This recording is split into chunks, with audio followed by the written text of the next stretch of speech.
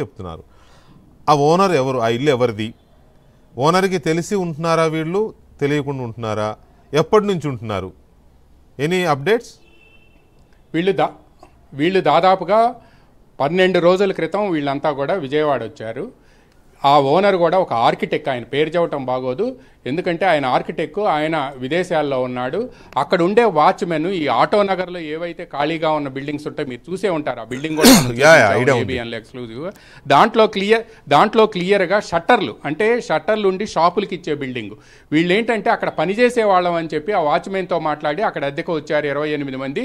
విజయవాడలో ఉన్న మహిళ ఒక ఆమె మావోయిస్టు సానుభూతి పరి వాళ్ళు వీళ్ళ ఆలనా పాలనా చూస్తుంది అని కూడా పోలీసు ఉన్నతాధికారులకు సమాచారం అందింది. ఆమెను కూడా అదుపులో తీసుకొని ప్రశ్నిస్తున్నారు అని తెలిసింది. వీళ్ళందరికీ కూడా ఎవరైతే 28 మంది ఉన్నారో ఈ 28 మందిలో 9 మంది దేవ్జీ ప్లెటూన్కి సంబంధించిన జ్యోతి ఆధ్వర్యంలో, కమాండర్ ఆధ్వర్యంలో ఉన్న టీం అయితే మిగతా వాళ్ళు ఎవరైతే ఉన్నారో వీళ్ళంతా కూడా ఈ 19 మంది కూడా ఈ హిడ్మాకి సంబంధించిన ప్లటూన్లో ఉన్న వాళ్ళు. వీళ్ళంతా కూడా మహిళలు ఎక్కువ మంది ఉన్నారు. సహజంగా అగ్రనేతలకు మహిళలే ఎక్కువగా ఉంటారు. మనం రాజశేఖర రెడ్డి సీఎంగా ఉన్న సమయంలో మావోయిస్టులను చర్చలకు పిలిచిన సమయంలో అక్కడ అక్కిరాజు హరిగోపాల్ ఎలియాస్ ఆర్కే రామకృష్ణ, ఆయన పార్టీ స్టేట్ సెక్రటరీగా ఉన్నాడు. ఆయనకు వచ్చినప్పుడు కూడా ఎక్కువ మంది మహిళలే ఆయనకు సెక్యూరిటీగా ఉన్నారు. అందువలన వీళ్ళకి అగ్రనేతలందరికీ మహిళా సెక్యూరిటీ ఎక్కువగా ఉంటుంది. కాబట్టి వీళ్ళు ఇప్పుడు ఈ వచ్చిన 18 మంది ఎవరైతే 19 మంది లెక్క తేలారో ఆ 19 మందిలో కూడా ఎక్కువ మంది మహిళలు ఉన్నారు అని చెప్పి ఈరోజు మధ్యాహ్నం పోలీసు ఉన్నతాధికారి ఒకరు ఆఫ్ ద రికార్డుగా చెప్పారు. వీళ్ళు వచ్చి కూడా 12 రోజులు అవుతుంది. 12 రోజుల నుంచి ఇక్కడే ఉన్నారు. ఆటో నగర్లో ఉన్న వాళ్ళు ఎక్కువ మంది ఏమనుకున్నారంటే ఇవాళ ఈ షోలో కూడా నా పాయింట్ ఏంటంటే బాడీ గార్డ్స్ ఇక్కడ ఉన్నారు, ఆయన ఎక్కడున్నాడు? ఎందుకంటే ఆయన లేకుండా బాడీ గార్డ్స్ వెంకటకృష్ణ గారు, ఇక్కడ మనం ఒక విషయం గమనించాలి. ఇప్పుడు ఆపరేషన్ కగారుతో పాటు డ్రోన్ ఆపరేషన్స్ జరుగుతున్నాయి.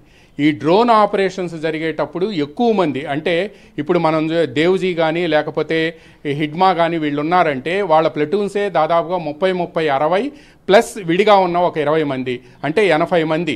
వీళ్ళు కాకుండా టాప్ లీడర్స్ 5 ఎవరైతే ఈరోజు ఎన్కౌంటర్లో మరణించారో దాంట్లో 3 ఉన్నారు. హిడ్మాతో పాటు మరో 2, దేవ్ అనే ఒక మహిళా నాయకురాలు, ఇంకొకళ్ళు ఉన్నారు. అంటే వీళ్ళ ఇంతమందికి సెక్యూరిటీ మూవ్ అవుతూ ఉంటే మాత్రం ఈజీగా డ్రోన్ ఐడెంటిఫై చేస్తుంది. నిన్న కూడా పవర్ఫుల్ డ్రోన్ ఐడెంటిఫై చేయటం వల్లే వీళ్ళంతా దొరికారు అనేది కూడా చెప్తూ ఉన్నారు. ఈరోజు కూడా మీకు ఇక్కడ ఒక విషయం గమనించాలి. ఇందాక ఆయన విద్యాసాగర్ నాయుడు గారు ఎస్పీ గారు చెప్పి ఉండరు. ఎందుకంటే వాళ్ళు ఉదయం 6 గంటలకు వెళ్ళారు. వీళ్ళు దాదాపుగా ఇప్పటిదాకా అడవుల్లో ఉండి ఇక్కడ షెల్టర్ జోన్కి వచ్చిన తర్వాత వీళ్ళు ఆదమరిచి నిద్రపోతున్నారు. ఒక్కసారిగా అటాక్కి వెళ్ళి ఒక్కసారిగా వీళ్ళంతా కూడా ఆక్టోపస్తో పాటు గ్రే హౌండ్స్ వాళ్ళంతా వెళ్ళి హిట్ చేసి మేము షూట్ చేస్తామని చెప్పడంతో ఎక్కడికక్కడ వాళ్ళు బెత్తరపోయారు.